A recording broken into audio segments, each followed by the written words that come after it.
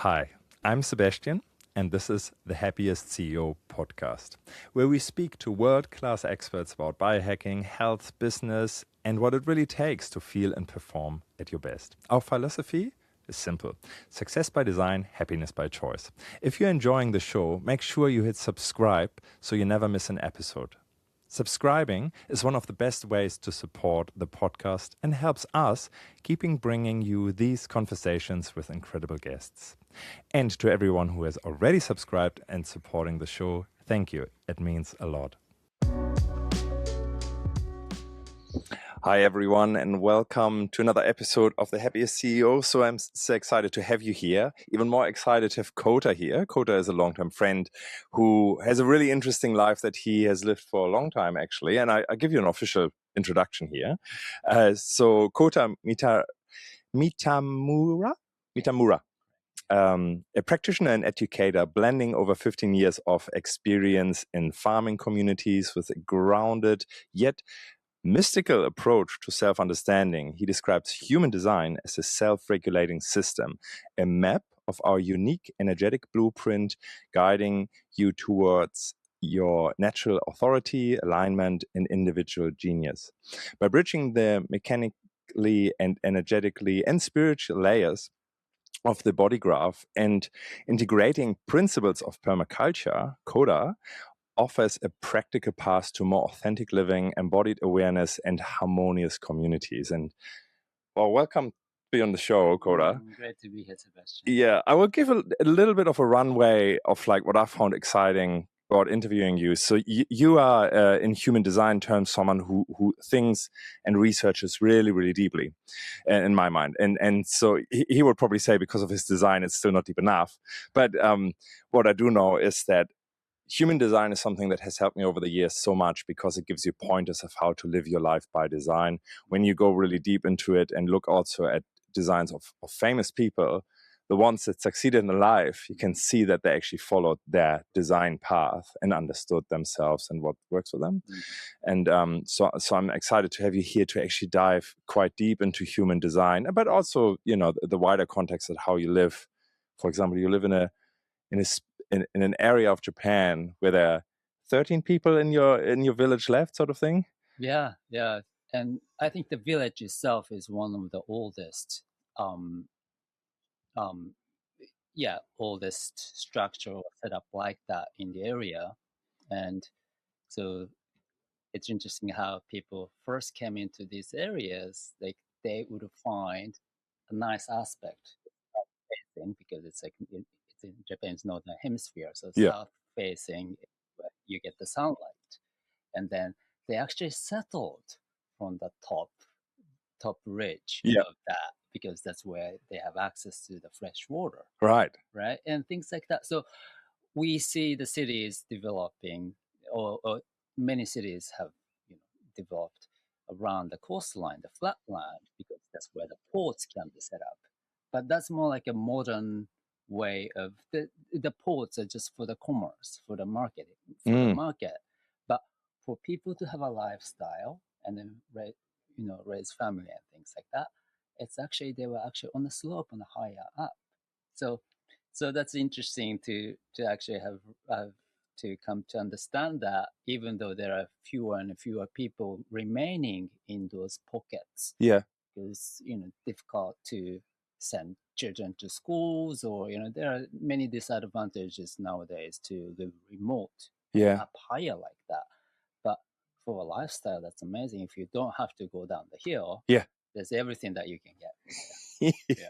And it's funny that it's one of the oldest villages, but you're actually one of the youngest inhabitants there. So it's which is not uncommon for Japan nowadays, right? That people move into the cities and the older people sort of stay.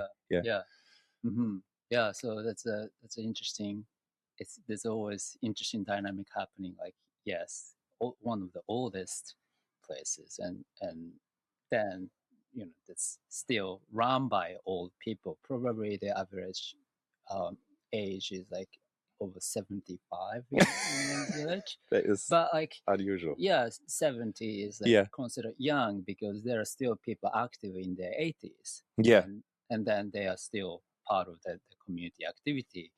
But for me, being in my 40s, like I'm still, and then because I came from outside of that, the the area, I don't know anything about how they live and then how they find things to be useful, to be more like problematic. Like they have to find something to solve in that situation. Yeah, Always. yeah. And such as some solutions to the change that they experience in those. Yeah. So there's a very different framework in their lifestyle that they approach and process information. Got it. Yeah.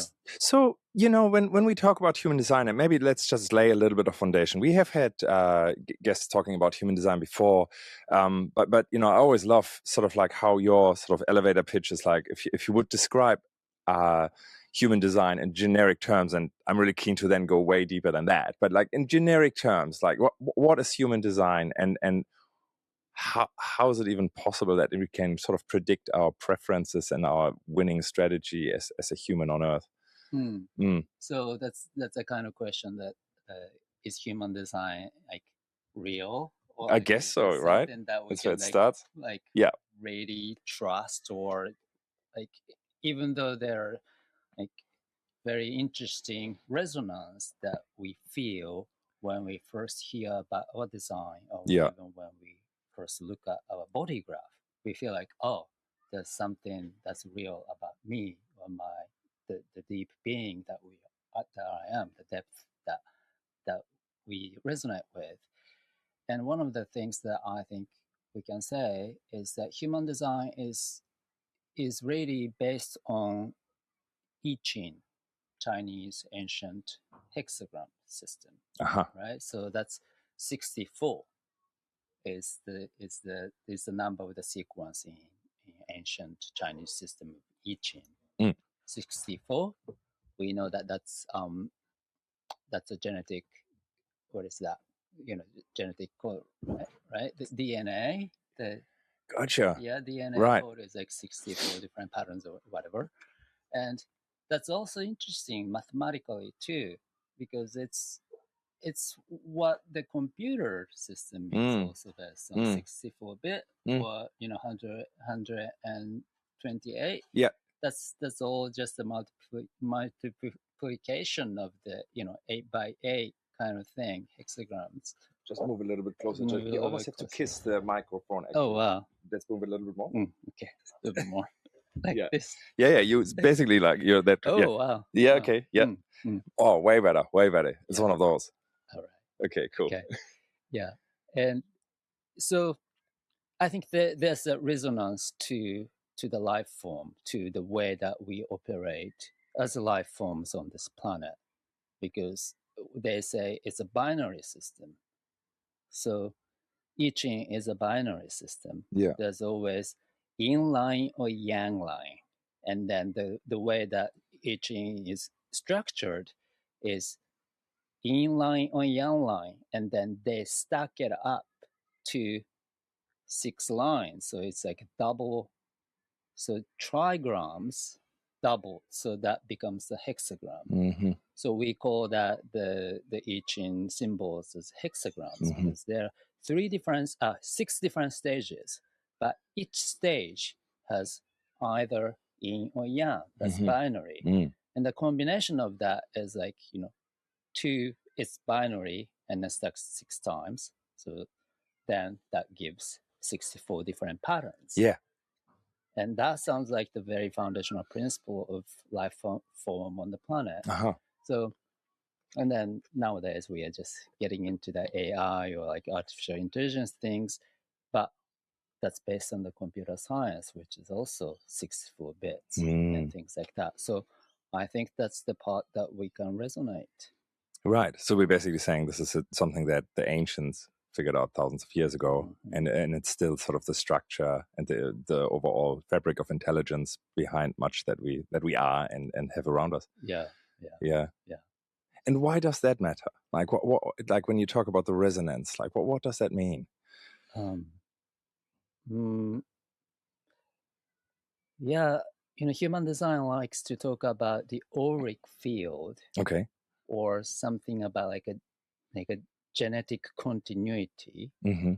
or the mutation that takes place on that level of being. Mm-hmm. And I think when we work with ancient knowledge or something that's very foundational to the way that life operates, such as DNA level, which is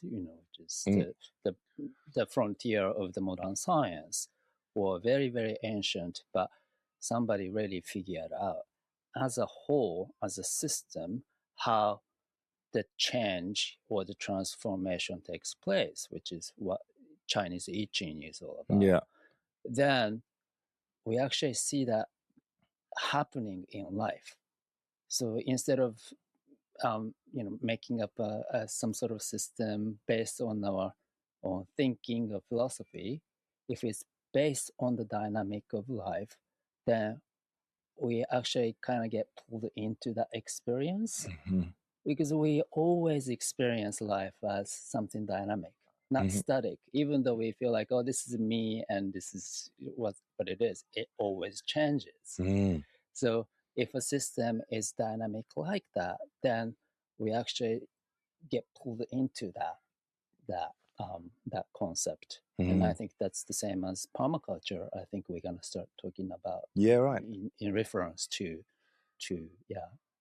So basically saying, if you acknowledge sort of how the fundamental mechanics, if we call it mechanics, or the fundamental underlying vibration information that sits there, really quite crazy to talk about in such generic terms, but like there is something underneath it. And when you talk about permaculture, it's the same. It's not, and you mentioned that earlier, you don't focus on the outcome that you want. You just basically create a foundation that is so solid that it creates an outcome.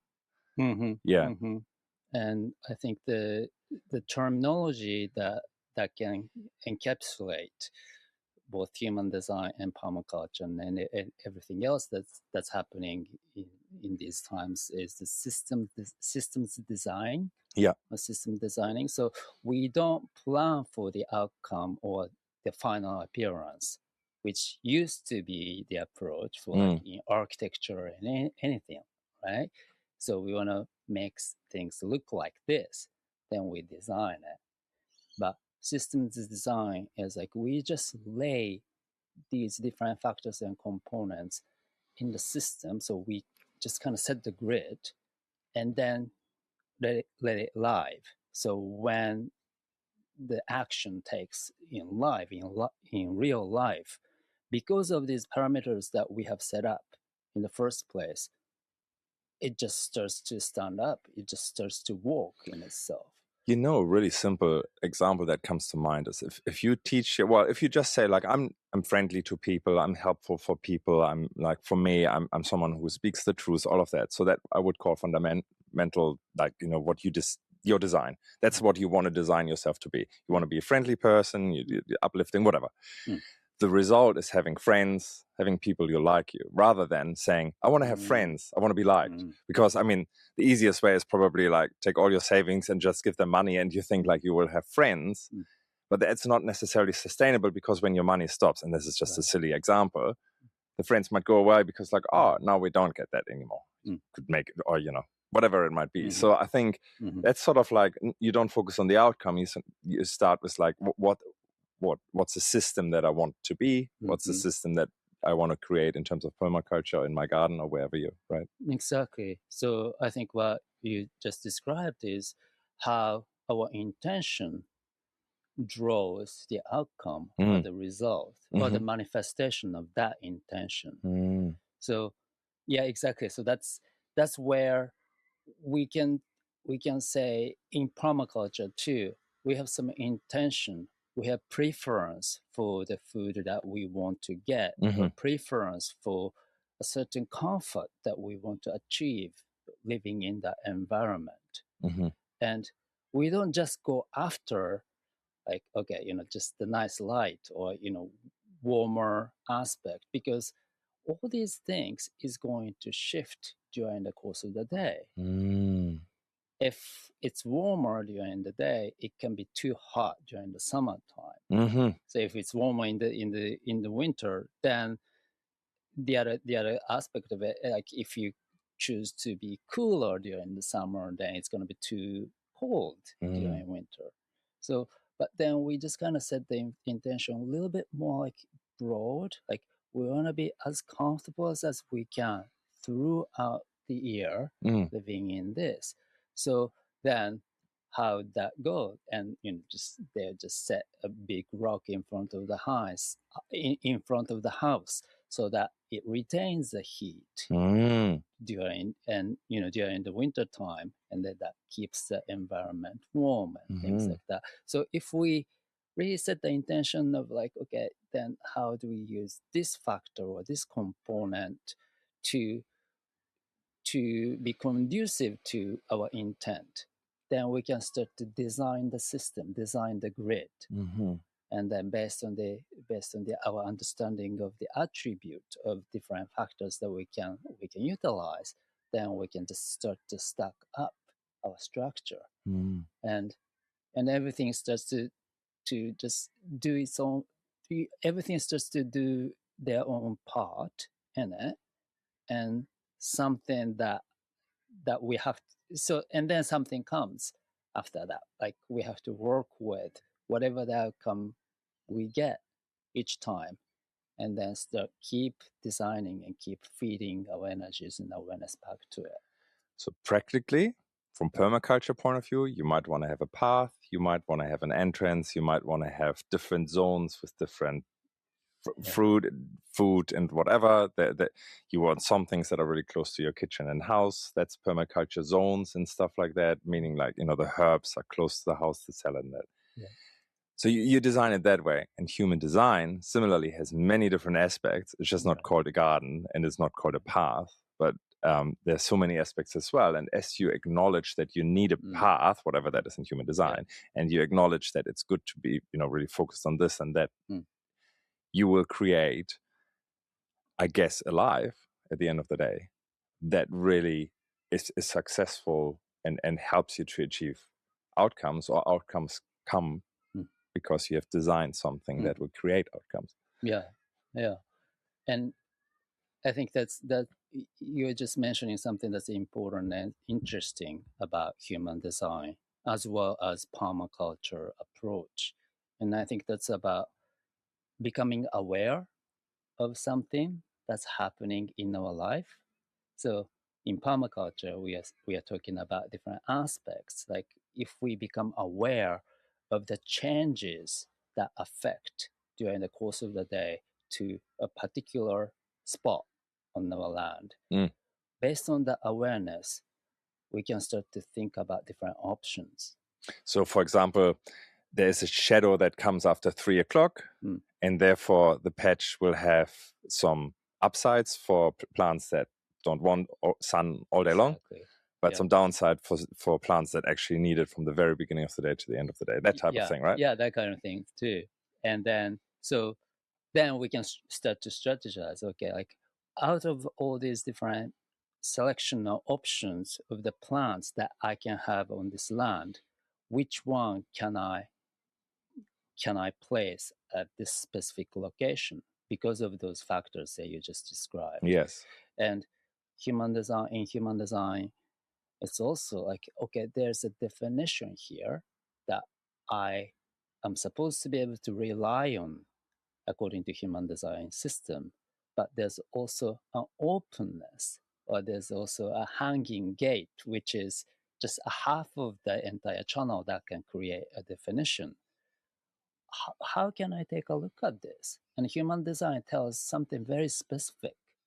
And oftentimes they say, when it's an open, or when there's only half of that definition that's there, it's very difficult for us to start to recognize or to become aware of. But because it's there already, like human design body graph shows that there's something there, we start to pay attention to it. And then when we do, so when we have that in our awareness, we can actually see that how that operates in our life as we go through different experiences.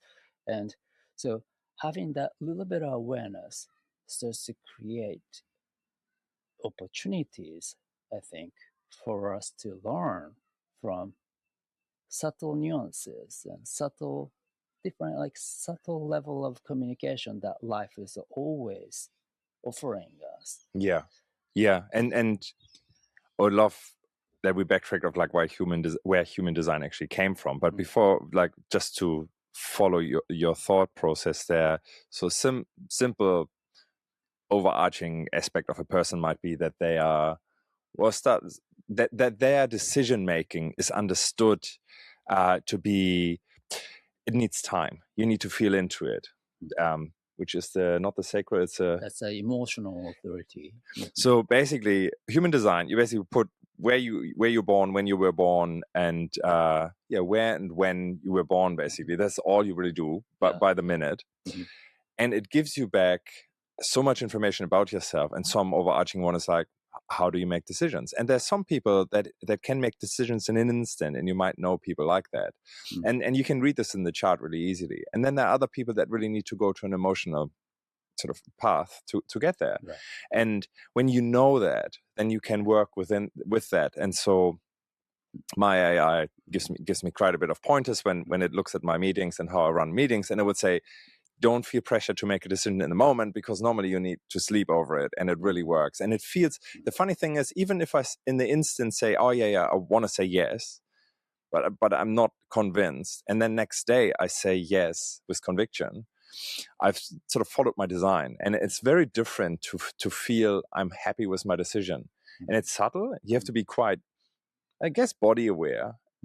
But that's an aspect that is so obvious, that if you give people time and you know that their decision making needs time, things will flourish, versus they feel rushed, they feel under pressure to make a decision, and might be the same decision, but it will not feel the same emotionally. Yeah, and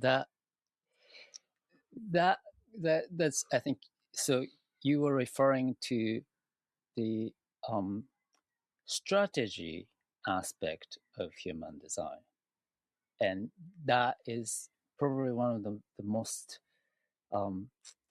interesting or even confusing aspect of it. And for some people, it's very difficult to accept that there's such a thing that a system can tell us about how we should behave, right? And how did that get derived from that? And that comes from this this human design map called the body graph. And that's something that we often encounter when we first got introduced to human design. Is like we get this chart with 9 different centers configured with different channels, and then that looks like the chakra system, but it actually pans out in the symmetrical. So there's left and right instead of just centers that's aligned on the spine in the middle. And human design says that's a new form of human beings. So back in those days when chakra system was more like, came from India or maybe in different places, then that was it. So there's usually only 7 centers. But in human design there are 9 centers. So like where the 2 different additions come from, we don't really know, or we don't really talk about that. But then what's clear is that the layout of the channel of the centers is not just in the middle lined up. It's actually opened up to left and right. So that's also the binary, left and right. And then that's like left brain, right brain, right? So when we talk about right fixed or right orientation, means it's more of the emotionality. It's more of like a future oriented. It's a little bit more vague. It's more relational. And then we want to actually look into different possibilities, more like the ocean of different stories. And then we we finally come to decisions, or we finally come to realization about what that thing is about. And left fix is more like intuition, spontaneity. And then we actually get to see like, oh, this is how it goes. And often that's based on logic, because this is something that happened before. And then if we just really exercise our logic, then it is clear that this is going to happen next. When we operate on that kind of knowledge, then we can make decisions, and we can make the decision really fast. Because if we know that pattern, if that happens, this one happens next, and then that another thing happens, we would follow that.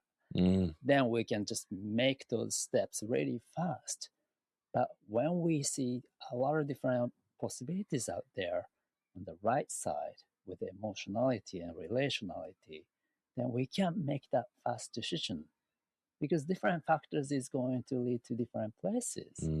And that's so human design points to more of that relational, emotional realm of human experience come into play with the whole of evolution, or the way that humanity start to experience more in our life. So we have developed our civilization and culture so fast to this point based on the logic, right? Like we understood the patterns in a way, and we applied the patterns, and then just really built it out. But then that way of doing or operating life is really going to exhaust itself at the end, or it doesn't. Maybe not necessarily, but when we look at the resources and all these things, we are kind of like exhausting all the possibilities. So now it's time to really open up what are other possibilities out here. And really that's where we can start to integrate and take a look at what's happening as a result of having developed so far, and then what are other possibilities that we can come to, and or other possibilities that we can start to consider and integrate, and see how things go if we do that, if we take time like that. And I think that relates or connects us back to the system design kind of approach. We recognize that part, and we also become aware of this part. And then we just place those things as parameters in that grid, and then let it run as a real life. And something else comes up. And then we actually start to notice that at the next level, and just like, okay, as a result of my actions, these things took place. And then what's next? How, what did I learn from it? And what are different possibilities that I can now think about? So that just kind of keeps on going like that.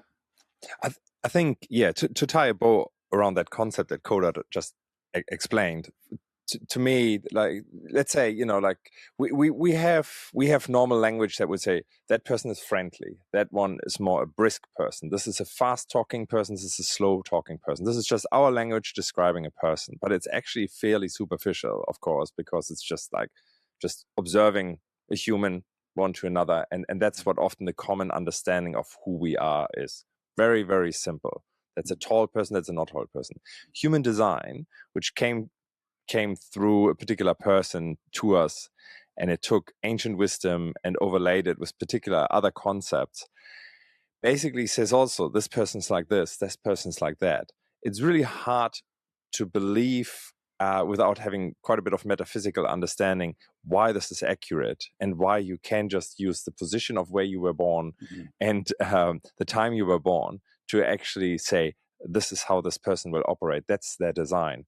But in the end of the day, it does work like that. And if you look at people who had successful or very unsuccessful lives, and you look at how they lived, often it actually matches exactly what the human design would prescribe to live as a winning formula, for example. And it's it's a real stretch when you come from a world where if you can't see it, it doesn't exist. Versus like, this is a very, very intelligent design, that a way of looking at a human. Actually, animals have human designs too, right? Animals and plants, I think they have different. Yeah. But like that knowledge was uncovered, and it's so far remote from our way of looking at something quite an unsophisticated way, versus human design being just so detailed. It is quite a jump to accept that it works. But once you're there, and once you realize it, you realize like, wow, this is a tool that is unbelievably powerful and explains basically every part of our personality. Yeah, and another distinction of human design compared to astrology is that human design actually takes into account the information of about 3 months before the birth time. So the human design chart that we get comes from the information of the birth time itself. So they calculate the planetary positions and put it onto the 64 different gates, and then that gives half of that information. And then the other half of the information comes from the planetary positions about 3 months before that. And so that's a huge assumption right there. Like, why is it 3 months before? So that's a part of like a mystical thing. But then it seems like there's a mathematical relationship to that moment. And when we are talking about the authority, like how our design or how each design can behave to really come to its full potential is based on that combination of those two information, right? So like then at that point we're like, well, but if the information from 3 months before, if that's not proven or if that's not established, how can we say that this strategy that human design suggests is valid? So, but I think there is a way to really work with it.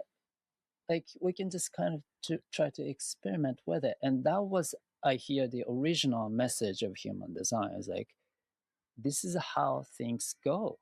Just try it out.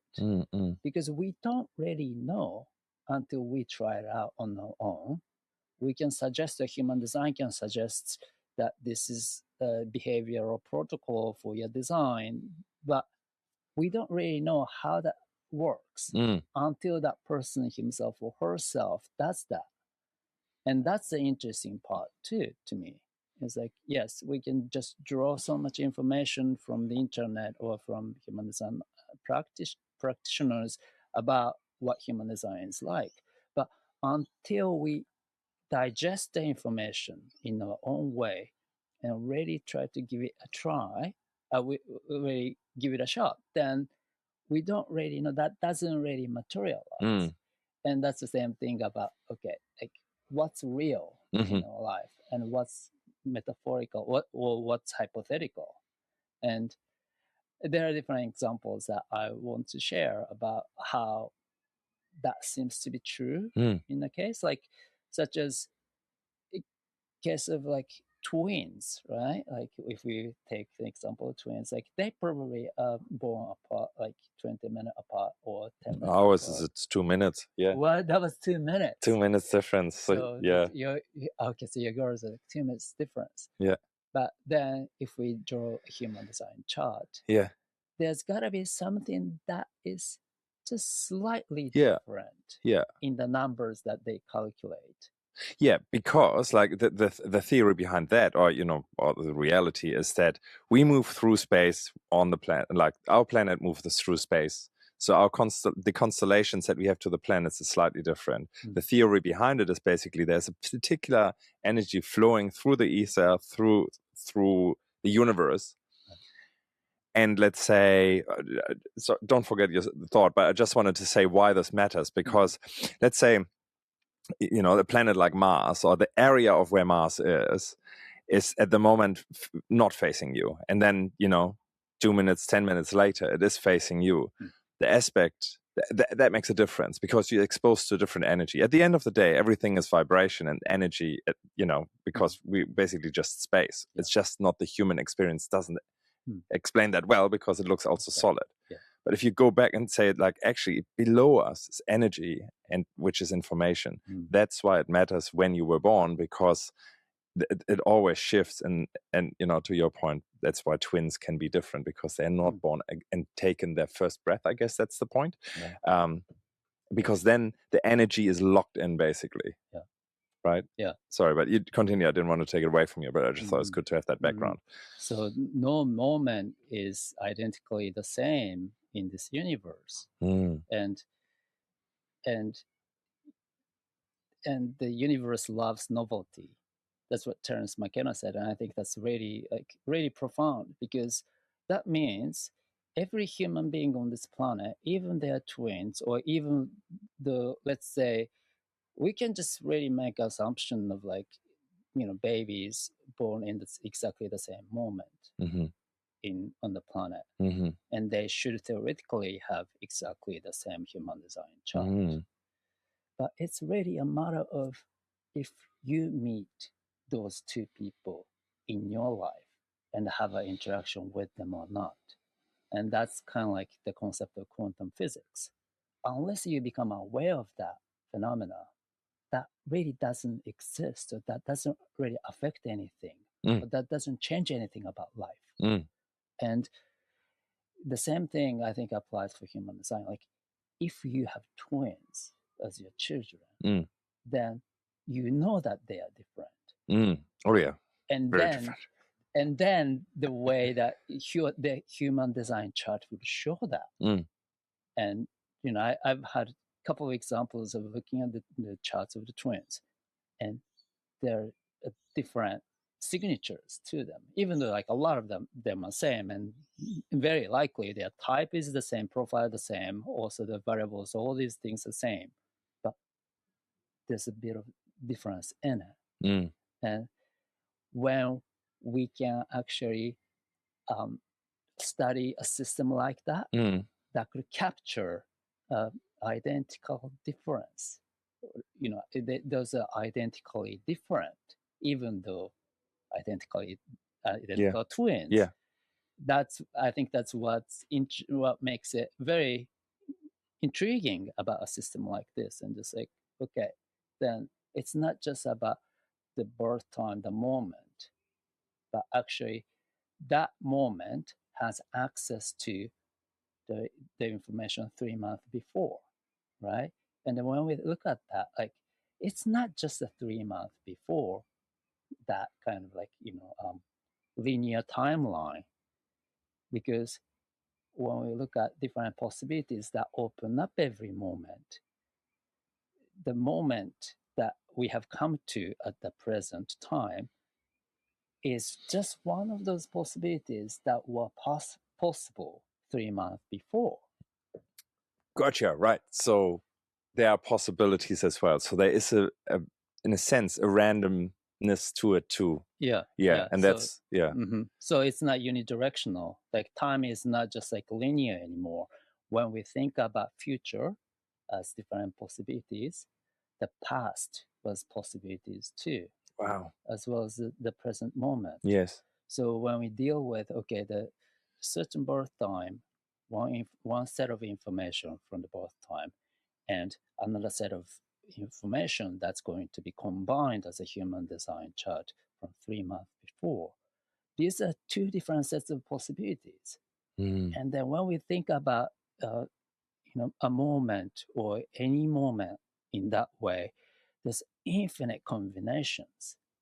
And it is our consciousness and awareness becoming aware of certain aspect that makes those possibilities actually manifest as a phenomena. And it seems like that's what we are doing, every day. Like, we are always evolving, changing, growing. But when we grow, it's it always involves the awareness, becoming like, oh, this is what happened. Oh, let's say I shouldn't have done that, or oh, that's good, I did that. Whenever we catch ourselves on that level, then there's a shift comes, and then we choose one possibility out of so many, and that's what they refer to as I think the epigenetics theory too. There are so many different genes accumulated in our from our heredity, but how do we become that? There are so many factors that people can point to, like environmental factors or like stress or anything like that. But I think on the spiritual level, on a very, to me, day-to-day level, it's about our awareness and then what we took a notice, and then yes, to have taken action on that awareness is important too. But just to have a set of awareness, that's very important. And human design is, I think, basically trying to work from that level.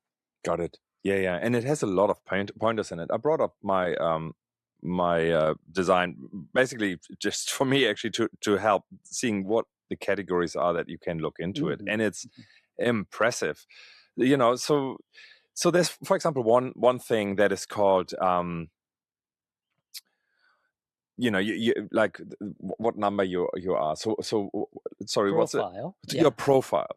So there's 7, right? 8. Is it 7 or 12 or more? I mean combinations, yes. Yeah. But for me, for example, my profile is called hermit, or hermit opportunist, and there are certain sets of understandings of what that means. And the hermit, and we can talk about this a little bit because you have so many ideas also how that matters of like how one is and then the other is. So hermit is a person who actually enjoys being alone, and that's where I get my energy. I'm not the one who goes to the party and get energized by the party. Right. There is an absolute limit for me personally, and has always been. What I found so helpful is that I remember many Christmases as a child where I would remove myself from the celebration because there were 10 people or more in the room, because I was just overwhelmed, and I would not know why. So awareness is great because then hey, this is not a bad thing. I used to feel so bad about leaving that celebration for an hour or two, going into my room playing. And that happened really early, like let's say it was as long as I can remember, really like 4, 6. Maybe I would just be in a corner, be quiet or something like that. And that was just really my happy space to leave. And then I would come back. But there was always this like, don't I love my family? Why can't I be with them for any longer, and so on? Knowing human design, knowing that what hermit really means is like that it's a fundamental need of my design. And so I was aware of it before, but it didn't really feel good. Now I'm aware of it and I accept it, and this is how I live my life. There's always a space for me to retreat. That's where I do my best work. And I really embrace it, rather than saying, oh, I really should push myself to be amongst, a co-working space where, like an open plan office, which for me is as challenging as it goes. To me, it's just wonderful. And, whatever your profile is, it can be really helpful. Yeah. And then that's the second line part of the hermit, is the second line keynote. And the keynote for the fourth line underneath, which is my opportunist. Is the opportunist. Yeah. And what you're just describing as as your childhood memory of feeling the need to retreat. Yeah. Was actually taking place at parties, right? So that's the background of that. So opportunist is those people who actually recognize different opportunities and different possibilities based on their social interactions with meeting with people. So there's no so it's not a coincidence that you remember that realization about your need to retreat at parties, right? And also like being too full, you know that there's a need to have your own space and time. However, you have a big family now. So that's like there's always social interactions happening, and then for you to go out there and do your work, yes, you have founded this big company, and then now you have me here. So you're always interfacing with different people. Yes. So, but that really feeds you, because then that gives you in turn a keen sense around the need for yourself to be in your own space. And how do you maintain that dynamic? That awareness for the awareness that you talked about the hermit being the importance to be a hermit really comes from the situation, from the background, from where you find yourself in this life. And so that's just another example of how human design is set up. It's like even in the profile, one of those first interfaces that we see on the human design is really set up on that, the dynamic. What is the natural situation that the person is, and what's the natural tendency of the personality is. So that's described as design and the personality. So design side is where, in terms of the profile, it's underneath. So fourth line represents the design. Okay, that's human design, which is an opportunist, meaning through my network I will be able to make connections. And you might actually fill in what else would be typical for an opportunist. Opportunists, so they're good networkers, right? They're good networkers, and then but not cold callers. I need to know the people I meet through another person, right? Like, right. Like I don't have much success in walking up to a stranger and connecting with them. However, what's the crazy thing, and it's a subtlety. If I have a friend who connects with this stranger because they have that ability and introduce me to them, they're not a stranger as such. It was sort of bridged by someone who knew them. It's an odd thing, but at that moment, conversation flow very differently. And so at parties, I do know, again, like, that's right. You go up to someone who don't know, it's quite hard for me to get it right, and it's always awkward. Versus, someone say, hey, let me introduce you to that person. And energetically, it seems to be a complete different situation. Right. And I often gel much better with people there. Don't know what that is, but yes, it's noticeable. Oh, that's interesting. Because so that makes me think about the first metaphorical story that's been told about Ra, the founder of human design, about different profiles, is that he said it in the metaphor of house with where the party is happening. Yeah, so like the first line is the foundation of the floor, so that's where people come into the party, the house, and then they'd have they just have to meet everyone. So first line is the investigator. So they have to meet everyone, introduce themselves, and they are at that level of okay. There's like some nervousness can take place. Like they're anxious. They may not like. They may feel like, is this my party or what? Like am I gonna actually have a good time or like meet right people? That's the first line experience of entering the party at the first floor, and then the second line is already really mingled with and found their seat and found that the people have found their company, so they're being natural, right? So they're probably already engaged in the conversation. So that would be me, the hermit. Yeah, that's the hermit. So sitting at the corner, being comfortable, and then don't like to be pulled out, don't like to stand up and I just stick with the same person the whole party. That's basically me. And again, like I'm thinking, oh man, like being sort of self-talking myself, like I'm not good in this, but really it's my natural to actually stick with the person for a long time at a party. Yeah. And the third line that comes after is it's more like the adventure or the trial part. So those are the people who stand up and go get a drink at the kitchen and just meet new people and just bump into people and just like, oh, so that's the next level of exploring, the exploration. The fourth line comes when that person actually finds that there's a second floor to the house. So that's the opportunist. So that's the opportunist, like taking the opportunity to go upstairs. Oh, wow, there's another different group of people here. So that involves a little bit of like, starting over again. Mm-hmm. It's like going to a different party. So like, okay, that's why it's harmonious to the first line. So it shares that element of having to go through that to the new entry. However, you are already at the party. So you know this is a party, and you've done that first line part of introducing yourself, meeting people, feeling comfortable, and exploring, and then going up to the next level is like, okay, this is a new chapter, but then I can do it. So that's the opportunist, and then opportunist likes to externalize the foundation to that network of people that you feel comfortable with, and so the combining that element with the second line, right? So that's how we start to just raise that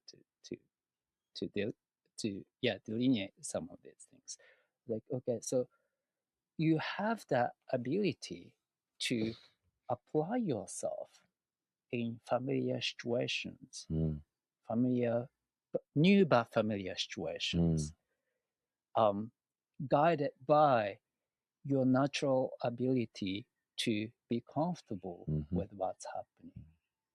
So you're the one who can, when you're relaxed, you can just have like a really deep conversation and just really be present in the moment as a second line personality.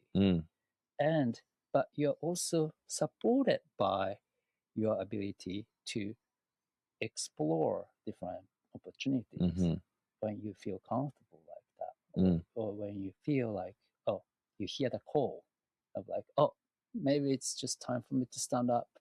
I don't know why. And I'm not interested in exploring or putting myself into new situations. However, I just feel like I have to stand up and just go upstairs. Yeah. And that's what's represented by what's described in general introduction to 2-4 profile is that they have that they need to catch the moment when they hear the call. Like, call, like, you can't force it. It's like, it feels good now to stand up in a party. Which is, of course, there are many other situations. Like, this is the crazy thing. Once you understand it, you really see the pattern in your behavior, or when it feels good and bad as well. There's that feeling element. Who is the fifth line? So the fifth line is the one who's looking out of the window on the second floor. What are they called?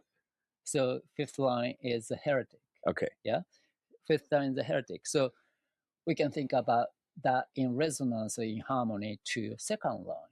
Second line was somebody who was just when they were still at the first floor, they were just sitting on the corner, maybe just like sitting right next to a comfortable company. They may or may not be engaged in conversation, but they are not interested in standing up and meeting new people. They already found their spot at the party, right?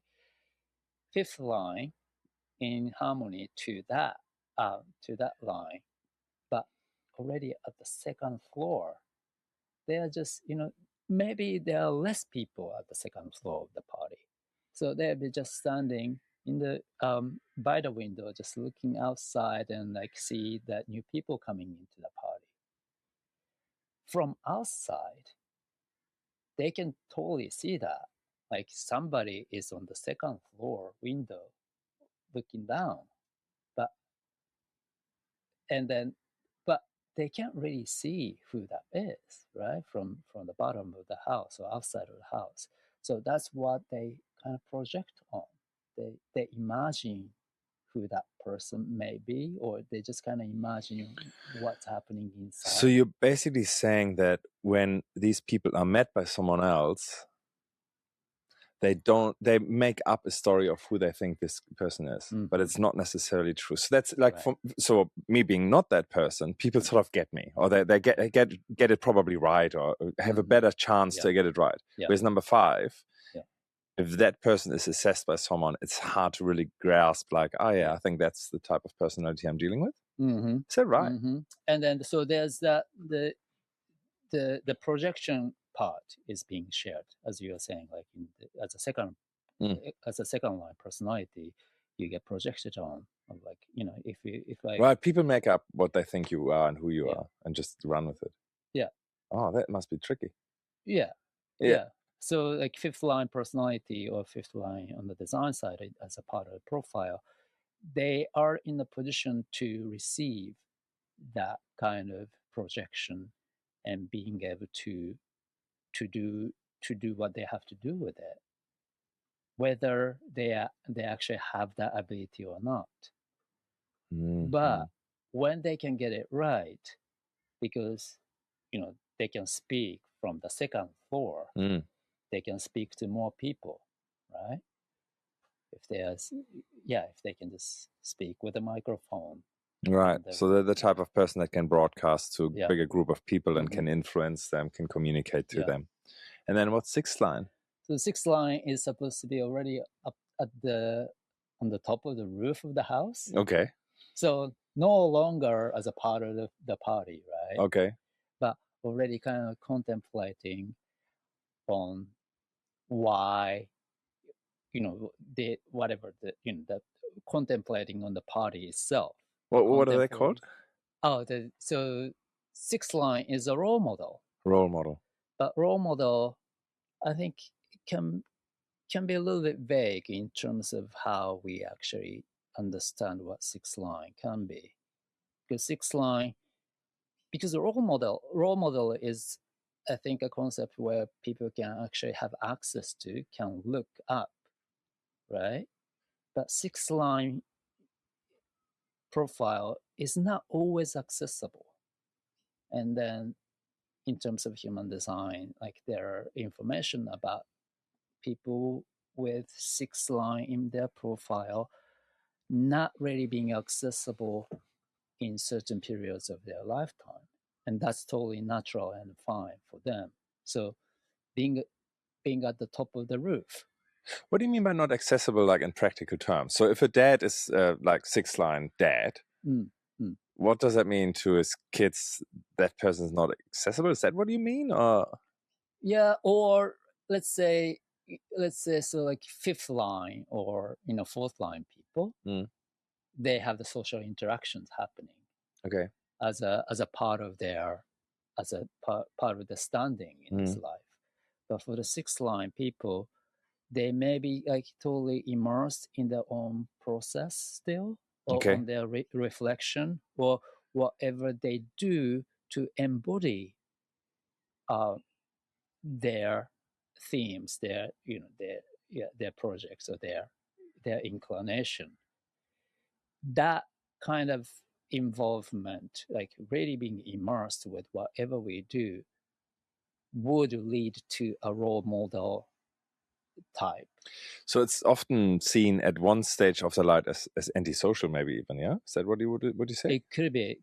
Yeah. Could be antisocial, but from time to time, because I think role model people has to find their own standing, like niche, or like somewhere that is really perfect for them. In order to get to that place, it takes a little bit of trial and error. That's why sixth line resonates with the third line, which is aware and consciously exploring.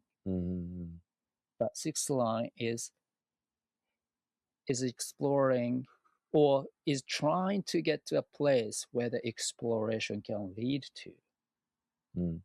And where that can lead to, I think, is a very special place that is perfect and correct for that person individually, and as a unique being. And so 6 is where that's actually the top of that the line structure.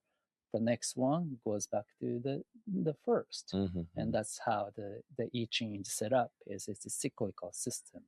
So the 64 gate goes back to the first gate. Right. Gee, it's quite complex, hey? Like all these different elements. I'm just thinking. So I I love it, and that's why I wanted to introduce sort of like the deeper thinking around that. And it can be quite metaphorical rather than like really practical. I know you would have practical examples as well, but I think it's good to actually talk about the concepts in particular. So we talked about the different authority, how we make decisions. One thing I just really want to touch quickly on, because I have spoken about it before, but there are different different types in terms of you got a manifester, which is a really particular energetic setup. But at the end of the day, I've had this experience. Manifest is normally a person that is meant to speak first, I guess. Would you phrase it that?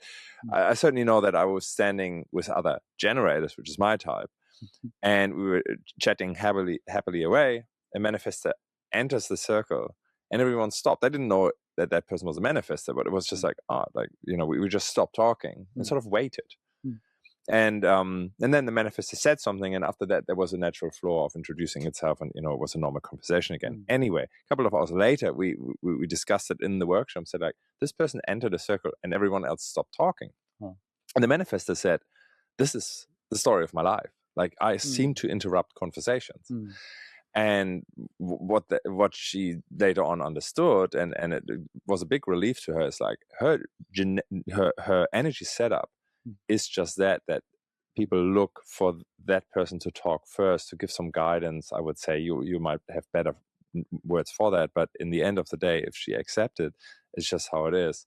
I think she would feel less bad about having that sort of disruptive energy to other types. Right. Yeah. So that's the manifester. And we have then we have the manifesting generator, projector, and reflector. These types are so tangible to me. This is a type of categorization that you can easily see. I have kids with different makeups. It's really, really clear. Actually, let me just take my tank. Like one more practical sort of example is a generator has a lot of energy. They can just keep going and get through a project. Manifesting generator has a burst of energy. They go harder, but not quite as long, I would say. I'm not quite as enthusiastic. That's my take on it. And then the manifesting is more like, I got this idea, do it. I got this idea, do it. And it's more that way. Whereas the projector is like, I guess it's a reflective energy. And then the reflector itself, that's a very rare type. There are actually percentages of how many people in society are who reflectors are, like 3%? Or is it 1%? I think 1%. Yeah. What I hear. Yeah. And you have the feeling you meet yourself when you talk to them because they mimic you unknowingly, right? Yeah, or mimic you, mirror you. Right? Yeah. And just kind of fill in the gap for you, and just reflect back to this reflector, and that's more like the moon, right? The moon is what facilitates life on the planet. So a lot of people operate on the sun aspect of it.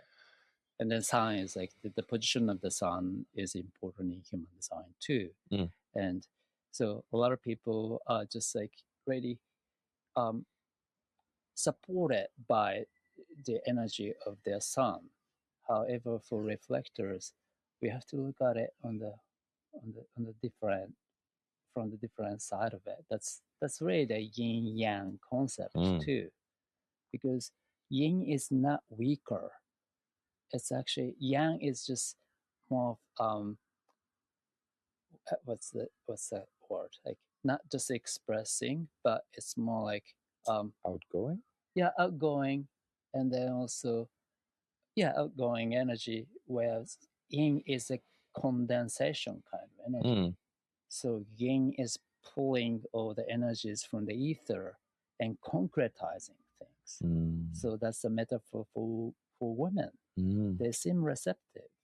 However, they're the one who has the energy to carry a baby and then give birth. And so reflector and I think all four types work in that kind of dance.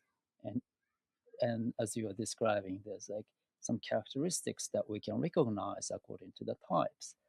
Then what's interesting is just like you described too, is how these different types interact with each other. Yeah. And how does that work? And were these types decided? And it's based on the body graph that we see in human design system. And the type is basically derived from which center in the body graph is defined, switched on or switched off. And then when it's open, we have the yin kind of potential to it, because when it's open, when it's not colored in, we can absorb more information associated with that center. Mm-hmm. So, for example, Sakura center, when it's defined, it makes a generator type. And then how the Sakura center operates is like they say it's like it's generator, so it's like a engine. When you turn it on, it just runs and runs and runs and runs. People with a lot of stamina, I guess. Yeah, according to its functions but it has to stop at night. It has to just like give it a rest, like before it overheats and exhausts itself. It has to stop. And that's the basic function of how the engine works. So you just turn it on in the morning, run it all day, and then gets things done. But at the same time, it shuts down. So that's what I feel with the generator friend of mine.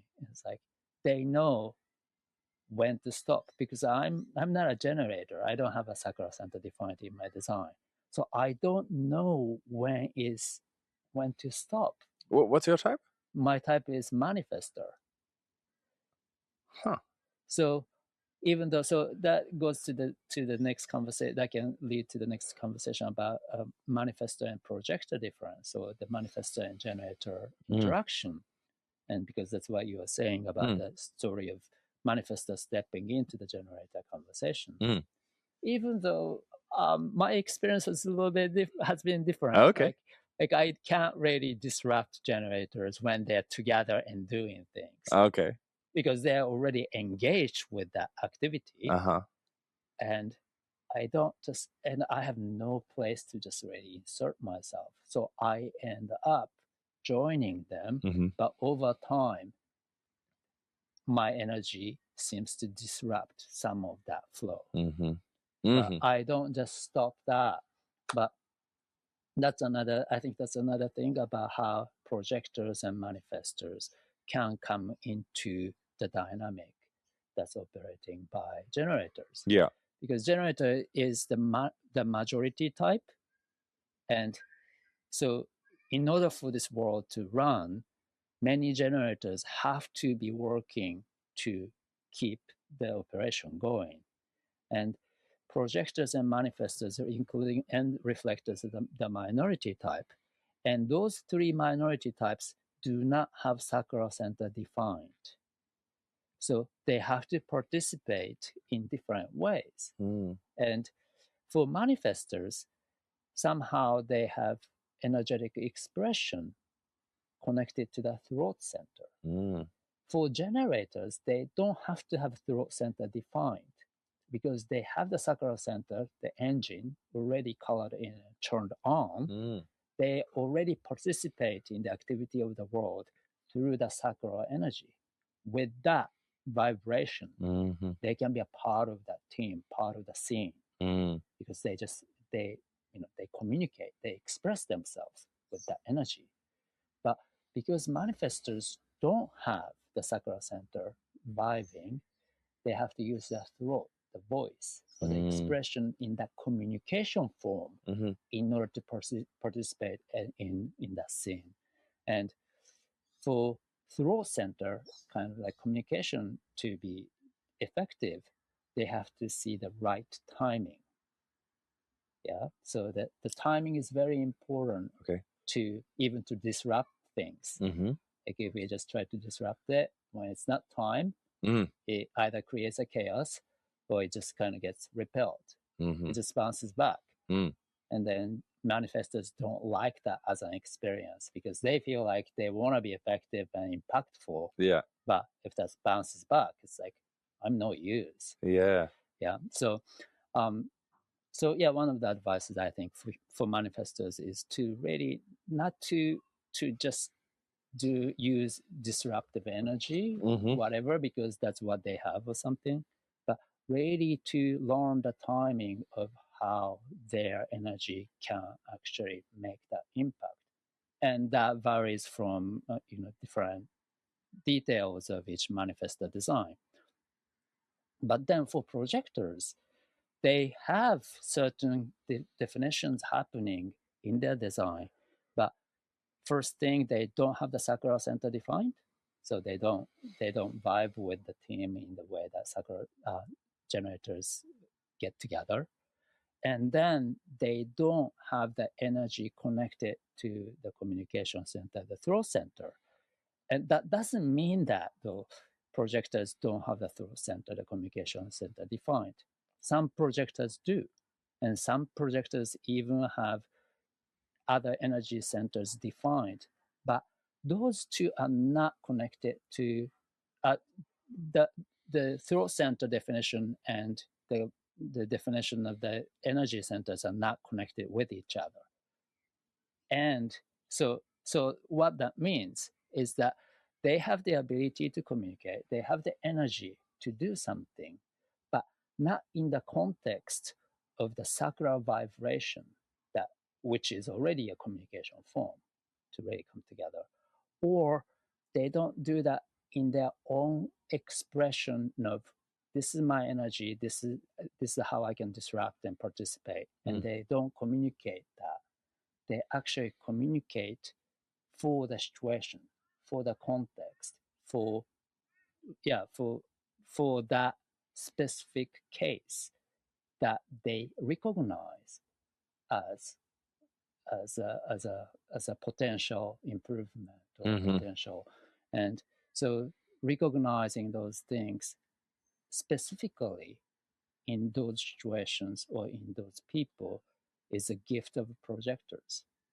And so something really practical with projectors is that overall, because they're considered a non-energy type, even, right? Like so basically they don't have the drive, internal drive of a generator who can work on a project all day long. It is certainly I have heard advice to projectors saying, don't do a full-time role, rest more, be certainly a more passive sort of person. Yeah, and don't push yourself as a generator would be. And that's quite a practical and really a dilemma. Like if I look at a projector, it's like, so what does that mean? Does that mean this person is not meant to work full-time or work in a different way, or is none of that true? Yeah, mental work they can be good at, I think.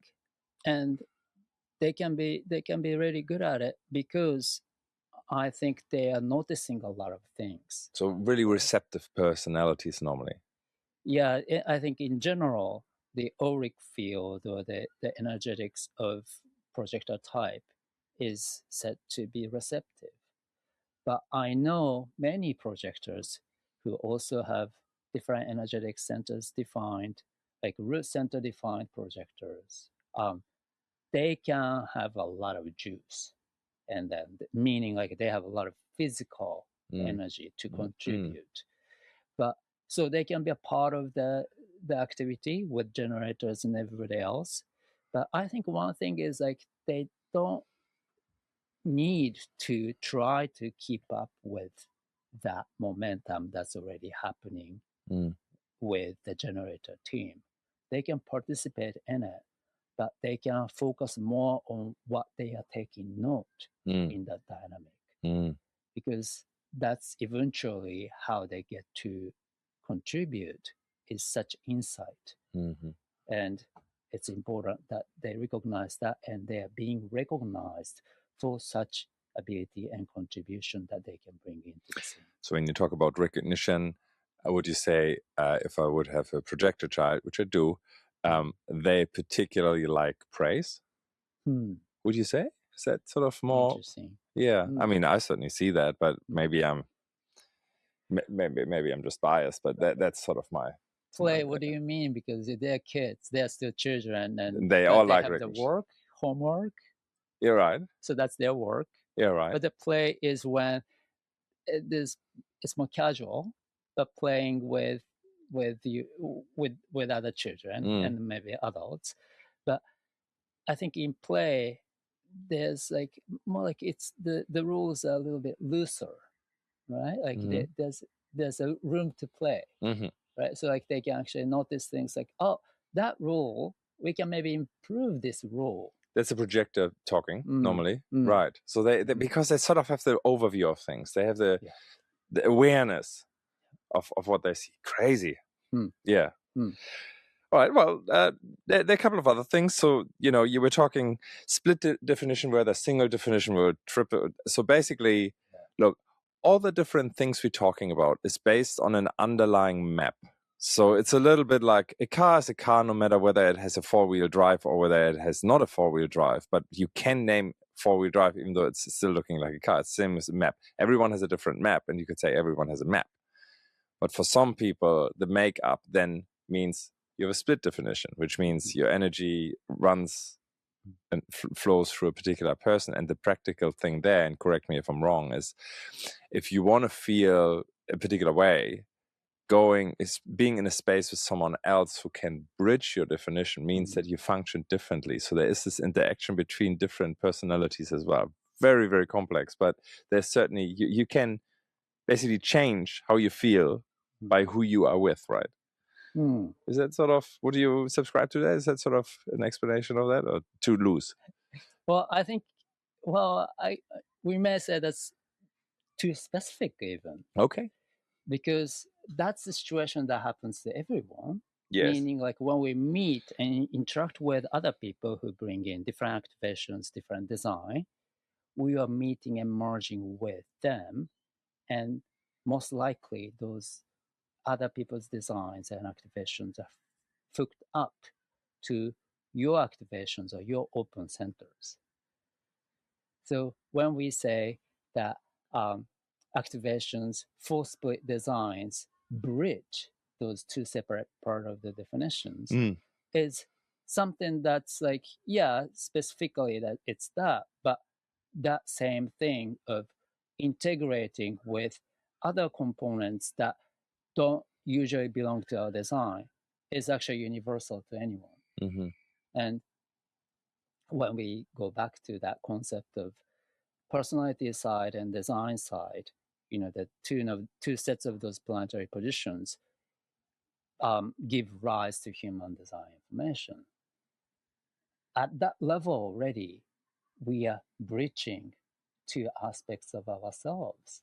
So for split definitions too, if we have two different islands or three different, or it can be even like 4 different islands of definitions that are broken apart by openness, then that is the similar situation where different parts of the definitions are actually communicating with each other because it's part of the holistic design. So even though you may have the split definition between, I think in your case, the throat and G center definition, and then also the sacral, spleen, and solar plexus definition, and I think you have bridged by gate 5 and gate 22 and things like that. But then that communication within your design is actually somehow taking place with or without the presence of other people. Okay. Right. So definition, you're right. Okay. So this happens even when I'm by myself. What I found interesting too is there's one particular aspect which it's called where your cross is, right? What do you say? Yeah. Is there an overarching title for that? What's it called? I mean, I thought it's life meaning, but maybe I'm not quite right there. Yeah. That's called incarnation cross, and I think it's like a life path. And what is fascinating is I have a lot of different types, like a lot of friends that I know their human design off, and when I look at their life path, it's certainly noticeable that makes sense. Like how many different life paths are there? Many? Yeah, there are quite many. I can't recall the number of my mind. I mean, it's one thing, and it rings true. So my life path is you are here to live in the moment and have your own way of doing things. You aren't meant to give direction to others, which normally I agree with. By you leading the way and doing what you are passionate about, others find your guidance helpful and will follow. And that's often, I talk to people about what I do just from the point of view of like sharing where I'm at in my life. And what happens afterwards is that people actually say, oh, I tried what you did, or I read the book that you did, or I went to the mentor that you mentioned, and so on. That seems to be the way. Whereas if I say, you should do this, this, and this, and let's do this, it doesn't seem to have quite the same impact. It's when I live by example that people feel inspired. So that's how I understand this path to be. It's just like, you do your thing, you share what you're doing, and people leave it or take it. Yeah. I think that's really the important part, is like we share what we do. And I think to find a direction and to really set that direction into the motion is what you do for yourself. And that's why you can share that aspect of insight with other people too. So it's as important to come to to realize that that's actually important for ourselves. And just really seeing the direction of your life, and how much, as a tool for profile, how much of the time are you allowing yourself to tune in with it. And it's very like an individual, personal thing, because you're not talking about the collective direction that I tend to talk about, but you're talking about the direction of individuals within the collective. And then when everyone or many more people can step into that life path direction that's suited for them, that's good for them, then eventually everything comes together. The collective, the culture, the society will start to move towards a different level. And how that happens is like by emanating, embodying that for ourselves. So the theme of the Incarnation Cross is very interesting, because that's where we actually, I think that's how we become a part of humanity. We all take different roles, or we all participate in the larger, greater story of humanity, from walking on a different life path or taking on different roles within that in order to participate. What's your Incarnation Cross? It's education. Ah, you're deeply in education. So yeah, I'm really, I like the education for my own well-being, and but also I'm probably, and then also they say teaching is the best way of learning. 100%. Yeah. So that's another aspect of it. I think for me, that's something that I haven't done as much. Teaching. But I know that, that's my life path. So at one point, that becomes very, very important. Going to a very different one, like when I look at the human design app that most people sort of familiar who study this stuff, you actually have a particular sleep pattern, right? Like how you actually can sleep. So my one here is, it's important for generators to use all of their energy prior to going to sleep, which I can relate to because I have a generator, manifesting generator, and a projector child. And this is the key for a healthy generator life. You should go to bed exhausted. This also applies for generators' children, which may delay their bedtime. However, it's very healthy for them. If you have used all of your energy to the end, that's effectively turned yourself off, and you regenerate, waking up in the morning full of vitality. So that comes also like, you need to exercise during the day to actually run out of energy to sleep very well. Whereas there are other types for projector child, at least that's my experience, is basically you just leave them in their own space and they will fall asleep no matter whether they are completely exhausted or not, because that's just the energy that they have. And this is really helpful because I know that my high energy children, I let them read the book or play a little bit longer, because I know once they've exhausted themselves, they will go to sleep. Projector child doesn't need that. Yeah. And I think that practice can start during the day, like even earlier. Okay. Right. So because what that means, like generators want to exhaust themselves before they actually go to bed, because so that they can just fall in sleep instantly. That means they have to have achieved a lot of things to have, created the serotonin in the system that turns into melatonin. So if they haven't accomplished enough, if they haven't had that sensation of like, no matter what it is, I've done my work, then okay, I can go to bed because tomorrow is another day. So it's also a mental thing. Yeah. Yeah. Yeah. Approaching to that and just like, I can't hold back. Like, I just got to go full force with the energy that I have for the day. That is, I think, the approach for generators to take during the course of the day. Yeah. Whereas projectors, as we are saying, like, yeah, they can go to bed earlier than they feel tired, but then if they're constantly extending themselves to be a part of the generator dynamic, then that just drains them anyway. Yeah. So that connects back to the awareness of projectors who can be a part of the dynamic or the activities. However, they don't do the same thing as other people do. They keep themselves to be able to recognize different things in it. I wonder that if you look at statistics of chronic fatigue, you would find more projectors. I don't know. I mean, that's a very complex topic, but you know, like, I wonder whether there's certain patterns that you can see, because this is, you know, most of the people on the world are generators. Right. So it's a generator world. If projectors pretend to be a generator and just work really, really hard, and until they're 100% exhausted, sooner or later, I think your health will actually take a toll of this. I've certainly seen it. Yeah. But then, I guess, Yeah. So that's interesting.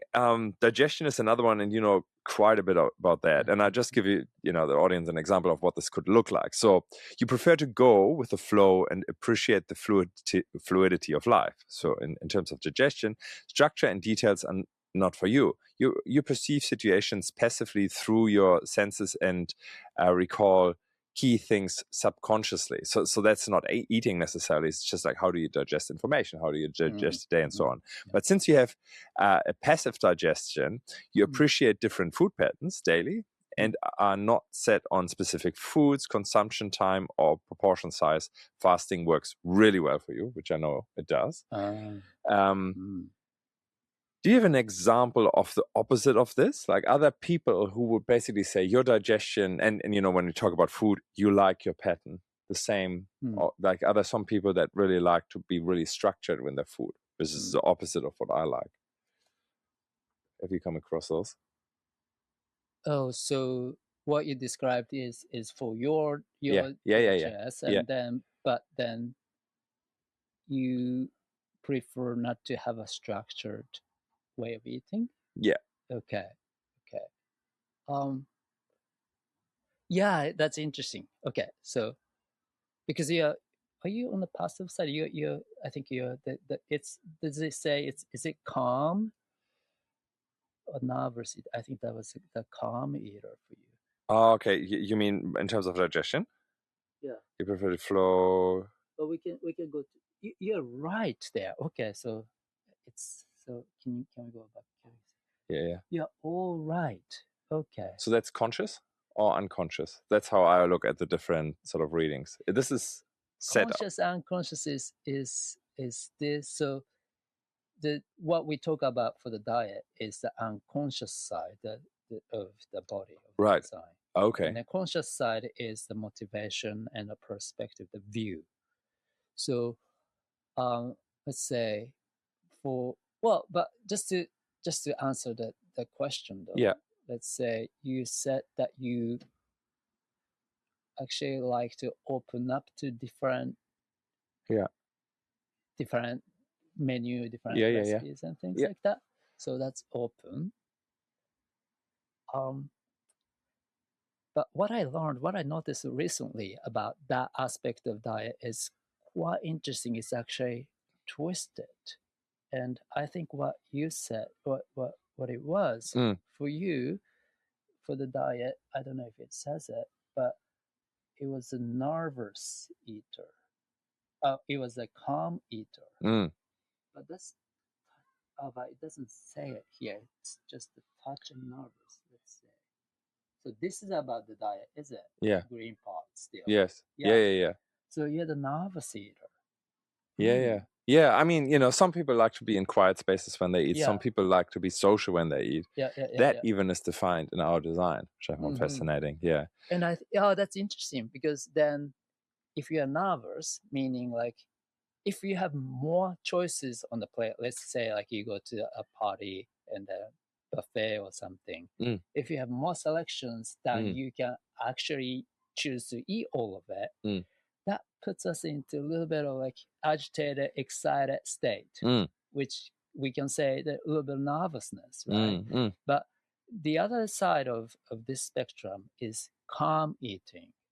If we have only a set menu, as you are saying, like it's always structured, Mm-hmm.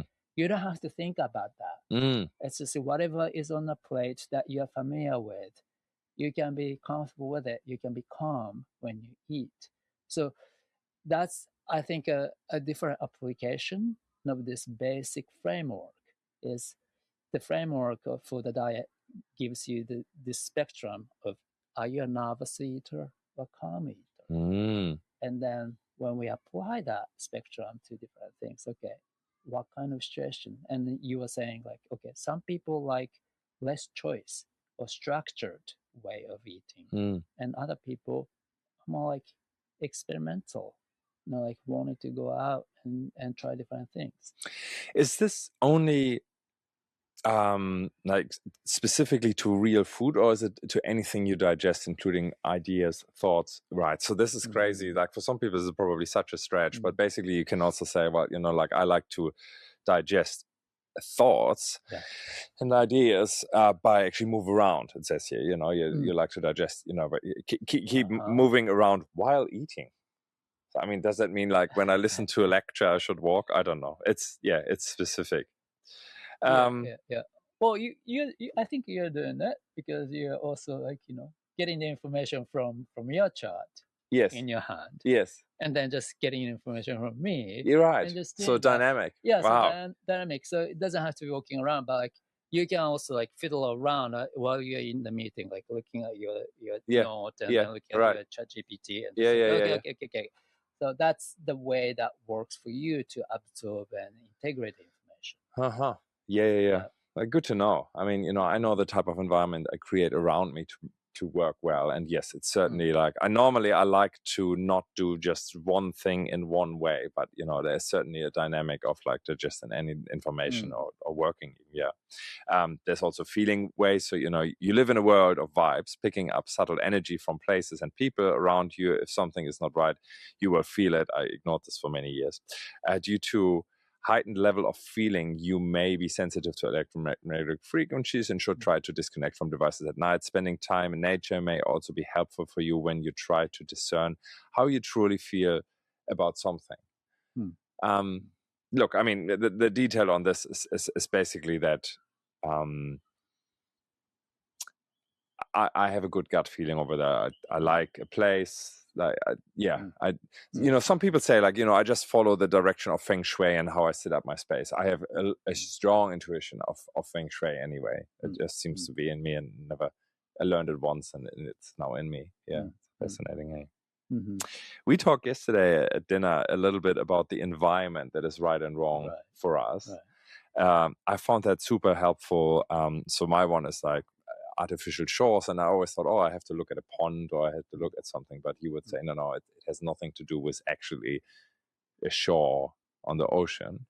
It can be anything mentally that would classify that, right? So it can be taken symbolically and again applied to any given situation to really come to the place with the immediate environment that you live in.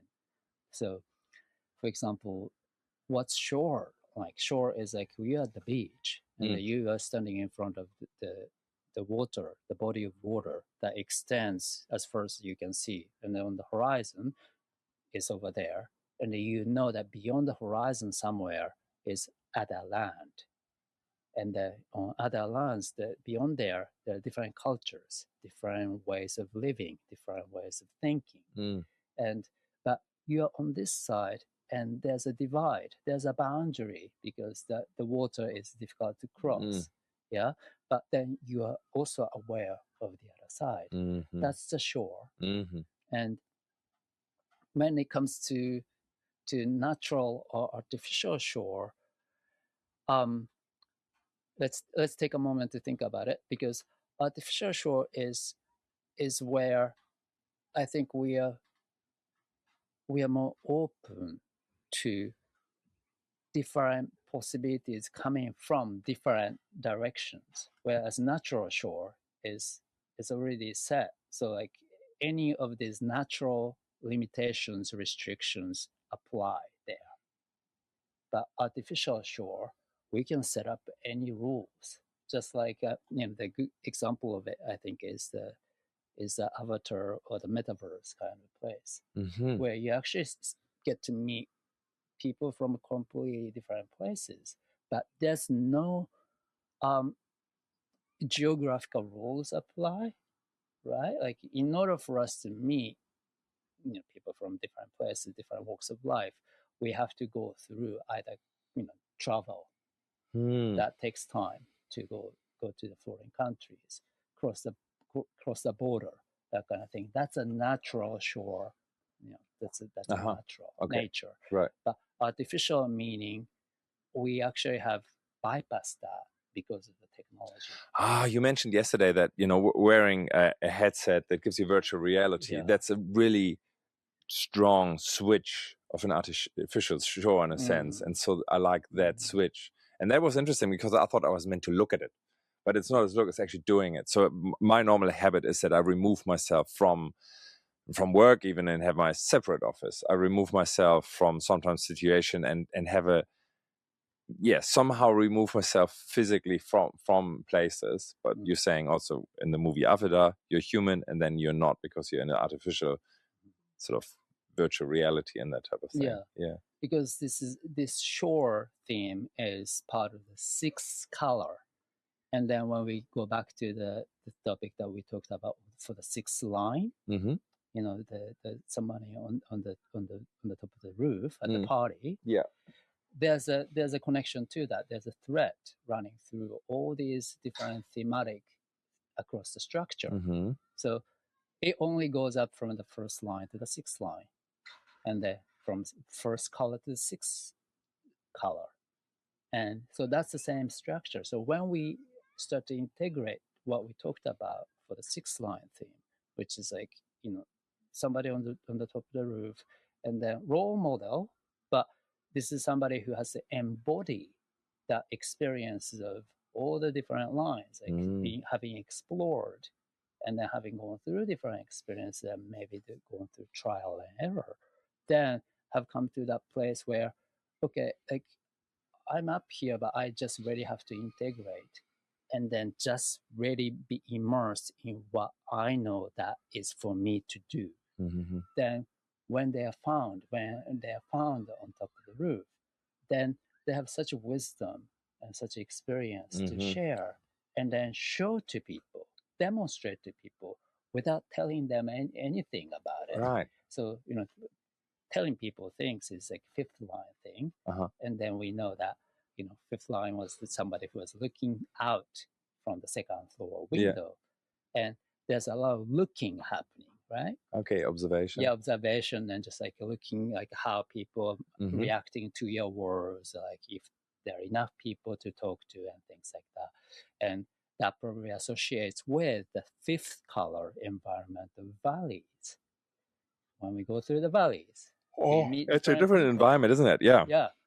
So, we have to just look up. And the fourth line too, second floor, the fourth line, but fourth color is mountains, mountaintop. You have more view because it's second line. Yeah. So different elevation. Wonderful. And in a really practical way, people can design their lives of how they actually work. And that's really cool. Look, there's something which is sort of the perspective. You have a peripheral perspective. Seeing things more broadly is a natural tendency for you. So I found that so true because I normally try to find the overall picture or the bigger context of something. If someone is really specific, I try to find the rule that applies everywhere in life, even though they just give me an example. It's like, is this how it is? So there's certainly that I have this perspective of how would this affect everyone? Like I can grasp a system, can do the details, but much easier for me to grasp a bigger system rather than the details of it. And so hence it benefits you to be more general when expressing yourself, as these manifestations may surprise you in a pleasant way when becoming reality.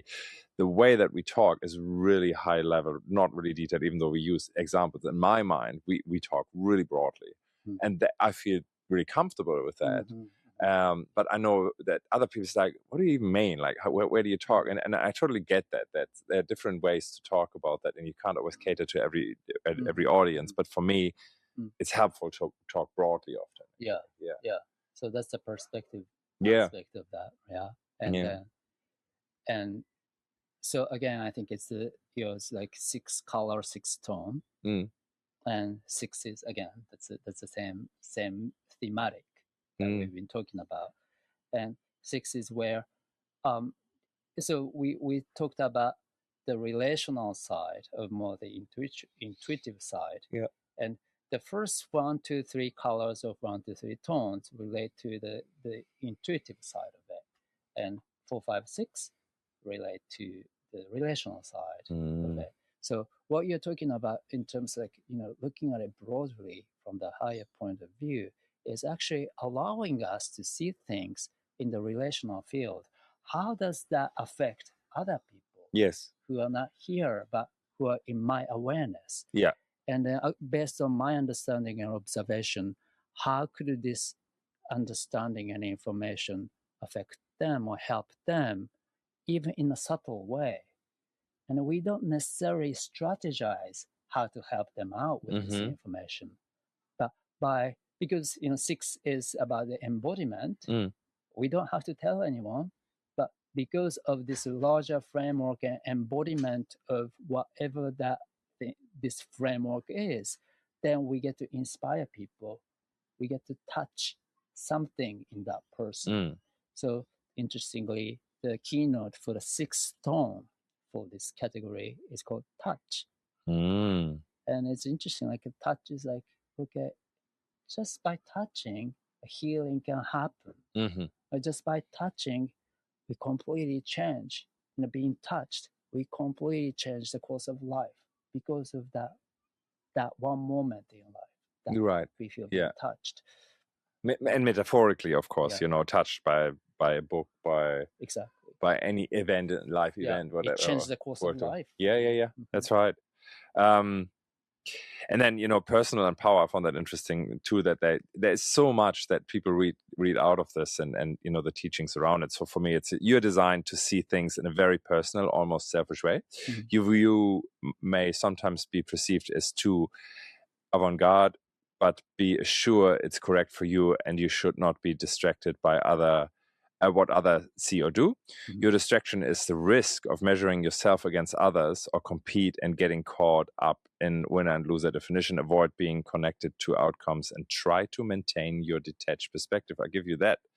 I did a lot of emotional work recently, and one of the strongest and most devastating sort of like emotions that I had stored in myself is being at a playground at a kindergarten with 4, one of my earliest memory. Wasn't aware I had this memory.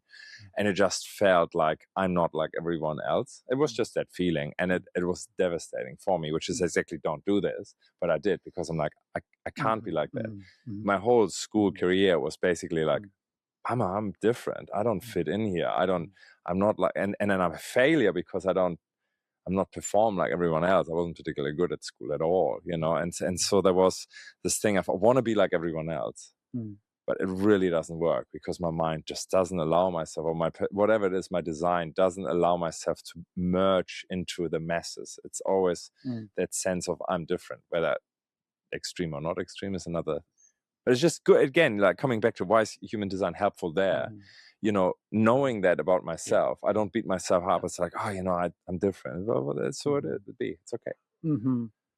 Well, I think that was a great account of your experience, because what we start to talk about this category of human design, the view and called motivation. So that's how we perceive life in that, in terms of like what's happening, and then how we actually connect that to our true standing, or like how we approach life, right? Like you can approach life from the personal view. Yes. What matters to you. Yeah. Instead of what's happening there and what seems to be going on there. And then if we see like, oh, those two friends are like really like, really good buddies. And then I thought, he was nice to me, but like, looks like, he doesn't, he's even better friend with that buddy. That kind of gives us a feeling of alienation. Yes. However, if we can focus on the personal experience of each of the friend, we can actually come to feel that, I have these many friends, and we have the quality of differences in each of these relationships. That's where the personal view can come to in terms of the social interactions and where we stand in our life.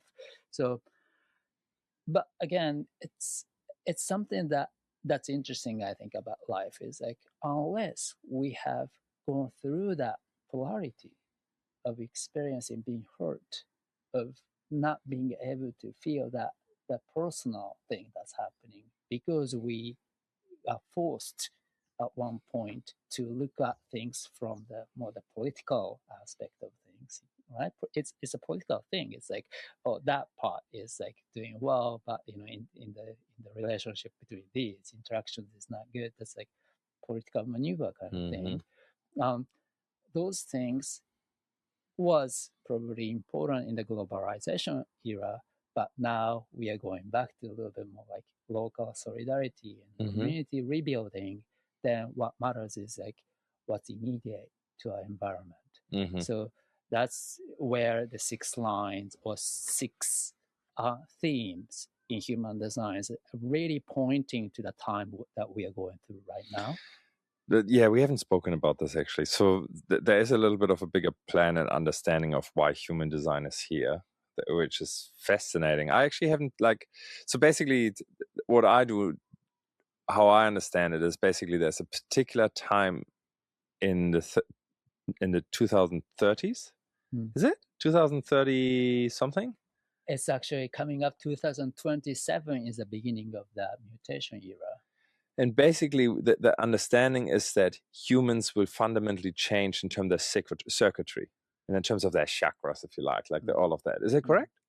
Well, I don't know if the structure of the body graph would change, because if the humans change the structure of the body of our chakra system, that means we're gonna need a different kind of map, a different kind of framework to map out our energetics. It may be so, but human design is just pointing at the change that is going to take place around that time by looking at this framework. So what's the change to be? So the change is specifically pointed at certain parts of the body graph that we have in our hand. So let's talk, so I'm a generator. I have a defined, sacral energy, is it? Yep. So would that change? That's going to be the same, but you get to actually participate in this change through your design, because now we are talking about, so we talk about type based on the definition of different centers. That's what we just talked about. But then centers are defined by channels that's running between connections. Connections. Yeah, on the map you can see that. So when you see an entire channel that consists of 2 different gates connected, then both sides of that channel gets colored in, defined. So we never see just one center colored in. It's always more than 2. Oh, because there's a connection. Yeah, right. Because there's got to be a running through channel defined. Yeah. So now, how many channels? I think there are 36 channels or something in the body graph. But then those channels are actually now categorized into 3 basic circuitry. Yeah. And this circuitry is actually overlapping. And so one is individual circuitry, the other one is tribal circuitry, That's strong and the for me. last one is a collective circuitry. Right. And so that's now this different layer of the perspective where we can actually see the orientation of each of these channels. So when certain channels are defined in somebody's human design chart, we can see the orientation, the inclination of that design based on which category the definitions in that body graph belong to. And what this 2027 thing is pointing at is some parts of the tribal circuitry group is going to shift. Then that's going to affect other parts of that's going to affect the definitions of the individual circuitry. What that means, or how we can start to actually reflect on the day-to-day basis, is that tribe is basically about the community where we share the resources, who we share the meal and those resources with, who we eat with, who we interact with on that level, on the level where we can actually like physically together, physically share those things, the foundation of living like that. So, we may not have to professionally work with the family members. We can, but we probably will be eating with them. That's a tribal reality of our life. So this specific time in 2027 basically says we have a change in how our communal setup is. Is that sort of what it points to? That we behave differently with each other? So we behave differently with each other is more on the individual preferences, right? So the tribal setup transforming is going to affect the way that we can be individuals. So we can, what's changing?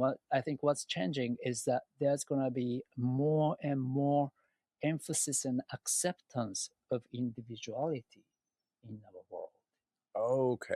And we see that phenomenon already happening. There are different people trying to get different titles for who they are. And that's like diversifying so fast. But that seems like just the initial trend of people expressing or trying to express themselves in a different way than what our culture have defined ourselves. Right. So the collective circuitry part is the cultural, like a social norm. And that's the part that's difficult to change overnight. But we can make individual decisions about how we represent ourselves and things like that. But restoration needs to accept that. That's the cultural, the collective part. Now, there's always a tribal part of it, because no one on this planet, like maybe some, live alone. Like they are always dependent on other people. And maybe like at this point not, but then when they're growing up, as a toddler, as babies, we always needed somebody to feed us, educate us, nurture us. That's the tribal aspect of human life. And when we start to express our individuality and preferences and what we are looking at, like the way we eat, the way we process our information, and the way we align ourselves with the right, life path and motivation, those are really individual choices and individual initiation. We can't follow the instructions of other people, even though those are successful examples for them. We are all unique and different. So we have to find our own path, find a way that it works for us. In order for us to like really grow up that way, we have to have certain room or play, a household, when we are actually sharing something, because it's easier to set a protocol among the household, like when we eat. There's a parameter, certain rules, so that it's more efficient and we can try to feed everyone. But if the way that we digest and take in food and information are individually different, how do we cater for those differences? Right. So it will be disruption of maybe sort of the tribal way of doing things. And there's a stronger acknowledgement of like, well, this individual does it this way or that way. And I guess, yes, you're right. We are seeing that already. Yeah. Yeah, so that's where this thing is overlapping. The tribal situations are starting to shift. So like there are no more.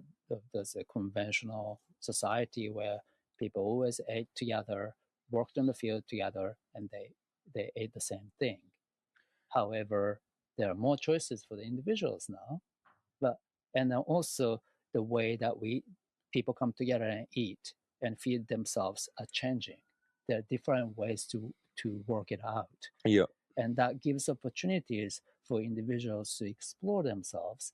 But at the same time, we have to somehow come together, which is at the collective level.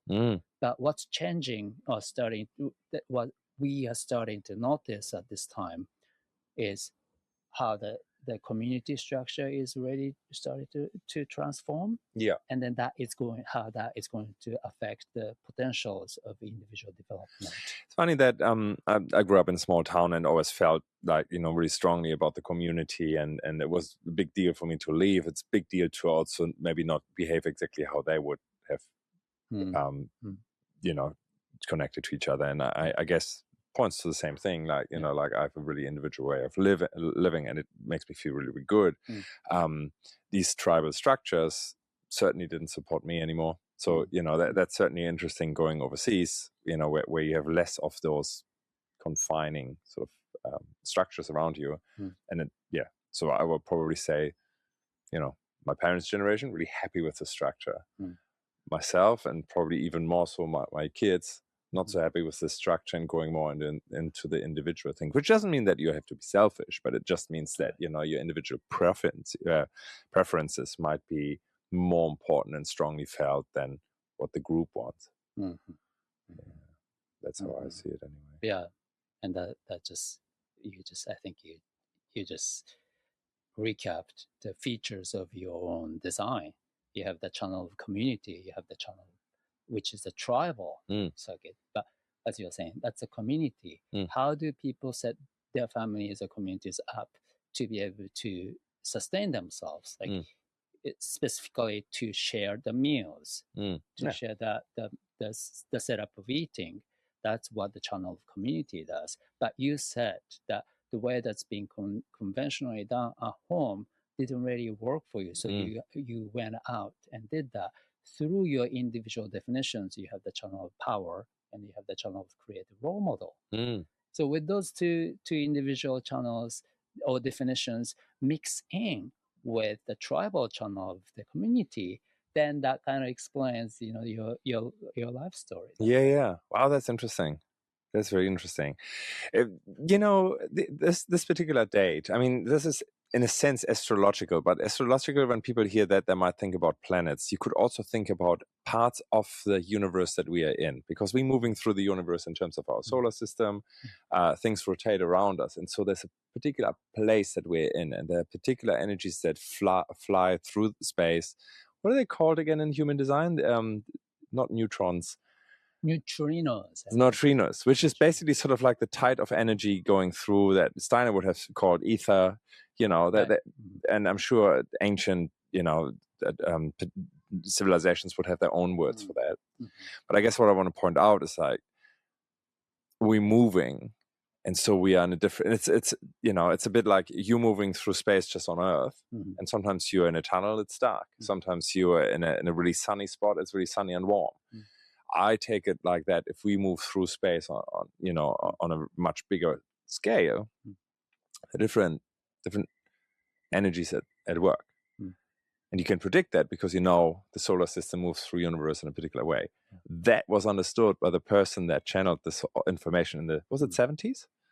I think end of 70s, beginning of the 80s. 80s though. Yeah, 80s, right. And it's a crazy story. You can look at it. It's absolutely unbelievable that this person basically just perceived all this knowledge. Had work was part of it before, perceived this knowledge, and this particular date came out as part of what he channeled and experienced, right? Of like things changing there. But I guess from an astrological point of view, you can probably see, yes, you move into a different part of the universe or whatever. Yeah. Crazy. Yeah. Really fascinating part of that story also is that he later discovered that date that he received his transmission other people received the same thing. Right. It matched Right. other people who received also information intuitively somehow. Yeah. And then probably the same transmission on the same date. However, he put it together as a human design system because he had the background in his studies of mysticism and his own journey, and he had actually extensively studied I Ching by that time, which he used as a framework to anchor down the information, this vast information that he received. And supposedly other people who actually also had transmission on the same day went mad because they could not process that massive energy. So that's interesting, like, believe it or not, but or leave it or take it. But it's interesting to see, like, okay, human design has such applications, and it's very coherent. That's what I is always fascinated by, is like it takes different aspects, like a linear aspect of it and the cyclical aspect of it together. Of course, both of those are something that we all experience in our life. And right. And and then but so in but so far, using I Ching and astrology and all these traditions that humans have cultivated over centuries and over generations, those are the systems combined together. We can actually facilitate the essence or the message of this transmission. So still, that kind of goes back to our discussion about the 64 and how is it possible that we can trust something like this? Well, we've been practicing astrology and I Ching for many, many generations, and that's something that seems to have captured the essence of human life experience. Yeah. Now, if we drop that massive transmission into that framework, there's a interface that we can have to access that meaning. So we just have to use it. We just have to, like, it's just like we're using the laptop, the computer, or AI nowadays to just really, it's as an interface. And the more we use it, the more we actually get into the next level application of that. Yeah. No, I'm with you. Hey, this was a really interesting conversation. We went really, really deep. I have so many more questions, and maybe for another visit, it would be great to say, like, who actually dropped this information to us, or was it ourselves that we sort of like birthed that ourselves? But somehow it's fascinating. So Kota, I'm really, really grateful for you spending the time of going really, really deep of what you have learned over so many years. And you will never be done, because you are that investigator line in human design, which seems you will just keep going of studying, right?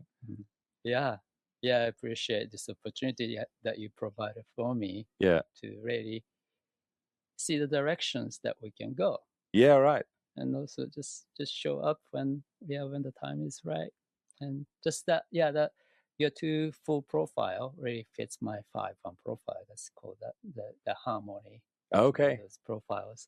So I missed my 2 for friends. That's I very have funny. you here in Australia. Yeah. We need to hang out more then.